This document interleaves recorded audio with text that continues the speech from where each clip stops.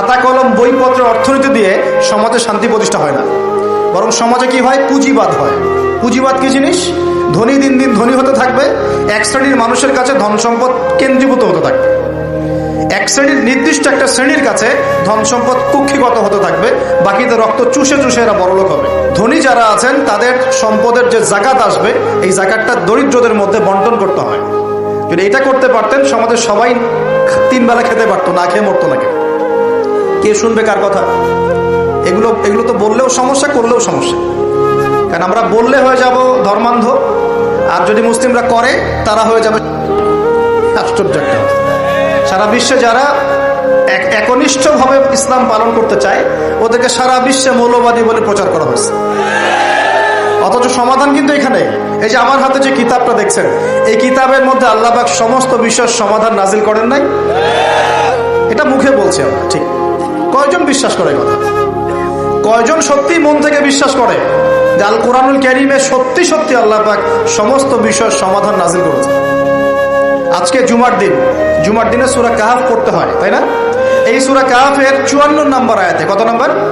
54 নম্বর আয়াতে আল্লাহ পাক বলছেন, ওয়ালাকাদ সাররাফনা ফি হাযাল কুরআন লিন-নাস মিন কুল্লি মাসাল। আল্লাহ বলেছেন, দেখে নিন, আল্লাহ বলছেন নিঃসন্দেহে, নিঃসংকোচে, অবশ্যই আমি এই কোরআনের মধ্যে শুধু মুসলিমদের জন্য নয়, পুরো মানব জাতির জন্য সমস্ত বিষয় ব্যাখ্যা করেছে। আল্লাহ পাক বলেছেন শুধু মুসলিমদের জন্য, পুরো মানব জাতির জন্য যত বিষয় প্রয়োজন আমি আল্লাহ এই কোরআনের মধ্যে ব্যাখ্যা করেছি। কে বলেছেন? আল্লাহ কি মিথ্যা কথা বলেন? তার রাসূল কি মিথ্যা কথা বলেন? তাহলে আমাদের মানতে সমস্যা কোথায়?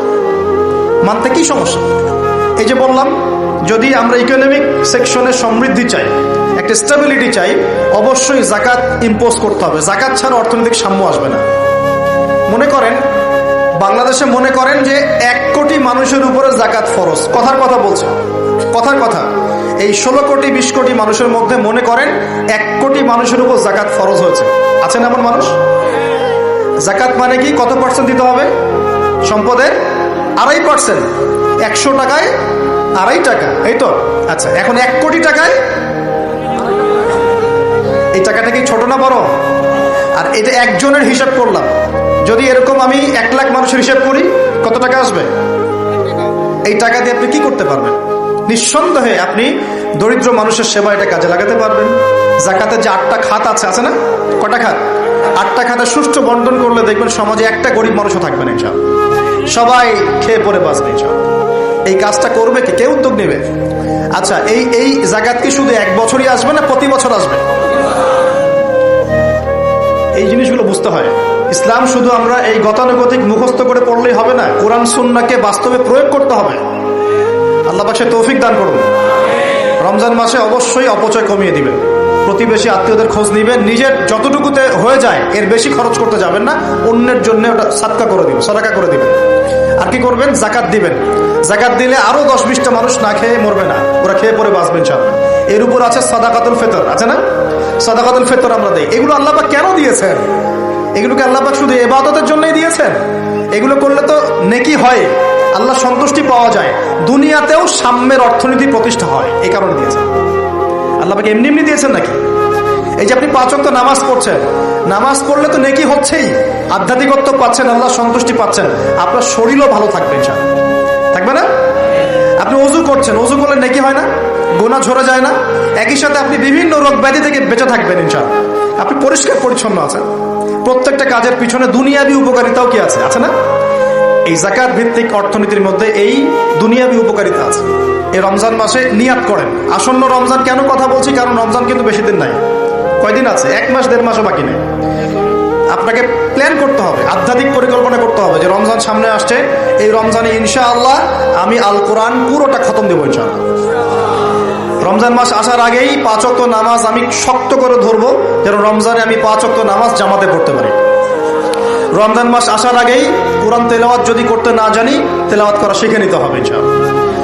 রমজান আসার আগেই নিয়াত করে নিব যে এই রমজানে ইনশাআল্লাহ আমি প্রত্যেক দিন তারাবি জামাতে পড়বো ইনশাআল্লাহ, এবং খতম তারাবি পড়বো ইনশাআল্লাহ। রমজান মাসে যারা কোরআন আরবি জানি টুকটাক আমরা ভাঙ্গাচোরা, আমরা কোরআনটাকে শুরু থেকে শেষ পর্যন্ত অর্থ সহ পড়বো ইনশাআল্লাহ। রমজান মাসে প্রত্যেক দিন কমপক্ষে একজন মানুষকে আমি ইফতার করাবো ইনশাআল্লাহ। রমজান মাসে আমি আমার জাকাতগুলোকে দিয়ে দিব ইনশাআল্লাহ। রমজান মাসে বেশি বেশি দান সদকা করবো ইনশাআল্লাহ। রমজান মাসে বেশি বেশি তাসবিহ তাহলিল হবে, জিকির আজগার হবে, আল্লাহর কাছে দোয়া করব, রোজা রেখে সমস্ত হারাম পাপ থেকে বেঁচে থাকবো ইনশাআল্লাহ। রমজানে শুধু সৎ কাজের আদেশ করব, অসৎ কাজে নিষেধ করব, নিজে আমল করব, পরিবারে প্রতিষ্ঠা করবো ইনশাআল্লাহ।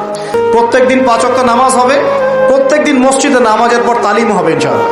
এভাবে পুরো রমজানটাকে উৎসবের উৎসাহে অতিবাহিত করার নিয়ত আগে করতে হবে। আল্লাহ পাক তৌফিক দান করুন। তো এখানে সবচেয়ে বড় বাধাটা হয় দুনিয়াবি ব্যস্ততা। এই জন্য রমজানের আগেই দুনিয়াবি ব্যস্ততাগুলো কমিয়ে আনতে হবে। চেষ্টা করবেন বড় বড় যে বাজারঘাটগুলো আছে এগুলো আগেই করে ফেলার। আর আমি তো বলেই দিলাম যে দাম কিন্তু ওই সময় বাইরে যাবে।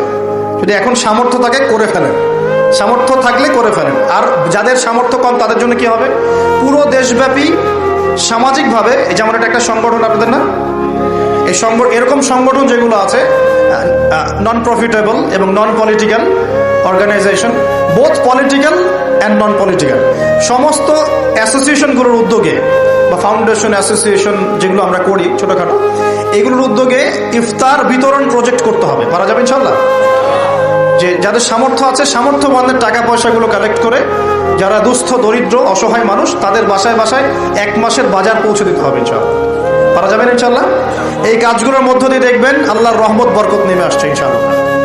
এই যে বললাম 5 কোটি মানুষ কিন্তু কম নয়, ওদেরকে খাওয়াতে হবে, তো খাওয়াতে হবে না? তাহলে এই আমাদের খাবারটাকে বন্টন করে ভাগ করে নিতে হবে। নিজের খাবারটা সবার সাথে কি করতে হবে, ভাগ করে নিতে হবে। এটা কি ইসলামের সৌন্দর্য না? এটা আল্লাহর হুকুম না? নবীর সুন্নত নয় কি? আল্লাহ নবীর বাসায় যদি কেউ আসতেন খাবারের জন্য, তার বাসায় যদি 2টা খেজুর থাকতো, সে 1টা খেজুর তিনি দিয়ে দিতেন, 2টা খেজুর দিয়ে দিতেন না? একদিন এক ভদ্রলোক, সাহাবী বলতে পারি আমরা তাকে, তিনি এসেছেন, এসে খাবার চেয়েছেন। নবী সাল্লাল্লাহু আলাইহি ওয়াসাল্লাম তার সমস্ত স্ত্রীদের ঘর খুঁজে 1টা খেজুর পান নাই। চিন্তা করতে পেরেছেন? তারপর তিনি বলেছেন তোমাদের কার কাছে কি আছে নিয়ে আসো। এরপর নবী সাল্লাল্লাহু আলাইহি ওয়াসাল্লামের সাহাবীরা যার ঘরে যা ছিল অল্প অল্প করে নিয়ে আসা শুরু করলো। দেখা গেল যে মসজিদ নববীর বারান্দায় খাবারের স্তূপ হয়ে গেল একটা। মাশাআল্লাহ। এই যে একের বিপদে সবাই এগিয়ে আসা, এটা ইসলামের সুন্নাত, এটাই নবীর সুন্নাত। রমজান মাসে এই জিনিসটা চর্চা করতে হবে। আল্লাহ পাক তৌফিক দান করুন। আর রোজা রেখে ভুলেও গীবত, তহমত, সমালোচনা এগুলো করতে যাবেন না। রোজা রেখে কথাই বেশি বলবেন না, খালি জিকির হবে, তেলাওয়াত হবে, আল্লাহর কাছে দোয়া হবে, ইস্তেগফার হবে। কথা কম, কথা বললেই বিপদ, কথা বললেই বিপদ। কথা 10টা কথা বলবেন, 2টা গীবত করতেই হয় না? আর গীবত করতে মজা লাগে। কেউ আজকে একটু উস্কাই দিলেই বাস গীবত করতে মজা লাগে। প্রিয় ভাইরা, রমজান মাসে রোজা রেখে এই কাজগুলো করতে যাবেন। কথাই কম বলবেন, কথা বললেই বিপদ। মানুষ যদি 2টা গালি দেয় চুপ করে থাকে, ও তার আমল নামা নিয়ে আল্লাহর সামনে দাঁড়াবে। আর কিয়ামতের মাঠে বহু নেকি ফ্রি পাওয়া যাবে। এটা কি জানেন? কিয়ামত অনেক নেকি বিনামূল্যে ফ্রি আসবে আমল নামায়। কেন আসবে বলি হাদিসটা। নবী সাল্লাল্লাহু আলাইহি ওয়াসাল্লাম বলেছেন, তোমরা কি জানো সবচেয়ে বড় মিসকিনকে, দরিদ্র মানুষকে, মিসকিনকে? সাহাবীরা বলছেন, আমরা তো মনে করি যার সম্পদ কম সেই মিসকিন। নবীজি বলছেন, না, প্রকৃত মিসকিন সে ব্যক্তি নয়। প্রকৃত মিসকিন সে ব্যক্তি যে কিয়ামতের মাঠে উঠবে উহুদ পাহাড়ের সমান নেকি নিয়ে উঠবে। উহুদ পাহাড় দেখেছেন তো? বিশাল পাহাড়। উহুদ পাহাড়ের সমান নেকি নিয়ে উঠবে। নামাজের নেকি, যাকাতের নেকি, হজের নেকি, ওমরার নেকি, বিভিন্ন নেকি। কিন্তু দেখবে সামনে বহু মানুষ দাঁড়িয়ে আছে। কেন দাঁড়িয়ে আছে? কারো কাছ থেকে টাকা নিয়েছে, টাকা শোধ করে নাই, কাউকে গালি দিয়েছে, কাউকে অন্যায়ভাবে অপবাদ দিয়েছে, কাউকে আঘাত করেছে, কারো উপর জুলুম করেছে, ইত্যাদি বিভিন্ন রকম মানুষের সাথে জড়িত পাপ ছিল। ঠিক আছে? কারো গীবত করেছে, কাউকে তহমত দিয়েছে, ইত্যাদি। এখন আল্লাহ পাক বলবেন, এই ব্যক্তির নেকির যে পাহাড় আছে এখান থেকে নেকি নিয়ে ওদেরকে দিয়ে দাও। বলেন নাউজুবিল্লাহ। নেকি আস্তে আস্তে ট্রান্সফার হবে। এই যে আমরা যে ব্লুটুথ শেয়ার ইট, মনে আছে? ব্লুটুথ শেয়ার ইট পাস হয় যেভাবে, আল্লাহ পাকের প্রযুক্তি হবে আরো অনেক উন্নত। মুহূর্তের মধ্যেই নেকি ট্রান্সফার হয়ে যাচ্ছে। এরপর নেকি যেতে যেতে সব নেকি যদি শেষ হয়ে যায়, আল্লাহ না করুন, তখন আল্লাহ পাক ফেরেশতাদেরকে বলবেন, ওদের গোনাগুলো থেকে গোনাগুলো বেছে বেছে এর আমল নামে যুক্ত করো। বলেন নাউজুবিল্লাহ। এরপর এই ব্যক্তি এই বিশাল নেকি অর্জন করার পরেও জাহান্নামে যেতে হবে। আল্লাহ পাক হেফাজত করুন আমাদেরকে, বলি আমিন। তো মানুষের সাথে জড়িত পাপটা খুব ডেঞ্জারাস। তো রোজা রাখার তাৎপর্য কি? যে আমরা যেন এই শিক্ষাটাকে সারা বছর ধরে রাখতে পারি। এ কারণে এই কারণেই রমজান মাসে রোজা রেখে জিকির হবে বেশি, তাসবিহ তাহলিল বেশি, কোরআন তেলাওয়াত বেশি, আমর বিল মারুফ নাহি আনিল মুনকার হবে, তার দার্স হবে, দিনের কথা হবে। যখনই বন্ধুরা মিলে বসবেন, চা খেতে বসবেন, কফি খেতে বসবেন, অলওয়েজ দিনই আলাপ করবেন, দুনিয়াবি আলাপ কম করবেন, দুনিয়াবি আলাপ বেশি করবেন না, প্রয়োজন যতটুকু এতটুকু দিনই আলাপ করবেন। কারণ মানুষ জান্নাতেও যদি চলে যায়, মানুষ জান্নাতে চলে গেলেও ওই সব সময়ের জন্য আক্ষেপ করবে, আফসোস করবে, দুনিয়াতে যেই সময় সে আল্লাহকে স্মরণ করে নাই, রাসূলের নামে দরুদ পড়ে নাই।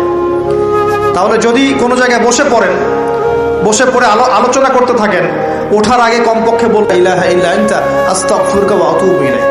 কারণ কেন বলবেন? আল্লাহ রাসূল বলেছেন যে কোনো মানুষ বা কোনো কওম যদি একটা জায়গায় বসে আলোচনা করে, আলোচনা থেকে শেষ করা বৈঠকটা ভঙ্গের আগেই যদি তারা এই দোয়াটা করে ওঠে, ওই বৈঠকে যদি কোনো ফাহেসা কথা হয়ে থাকে, এর গুনার কাফফারা হয়ে যাবে ইনশাআল্লাহ, গুনাহ মাফ হয়ে যাবে ইনশাআল্লাহ। আর যদি ওই বৈঠকে ভালো কোনো কথা হয়, ওই কথাগুলো কিয়ামতের মাঠে তার জন্য দলিল হবে ইনশাআল্লাহ। এই দোয়াটা পড়ার চর্চা করবেন। তো যেটা বলছিলাম, দেখেন আমরা যদি একে অপরের খাবারগুলো ভাগাভাগি করি, যাকাতগুলো প্রদান করতে পারি এবং রমজানের রোজাগুলো ঠিকঠাক রাখতে পারি, আল্লাহর বিধানগুলো ঠিকঠাক মানতে পারি, সমাজে দারিদ্রতা থাকবে না ইনশাআল্লাহ।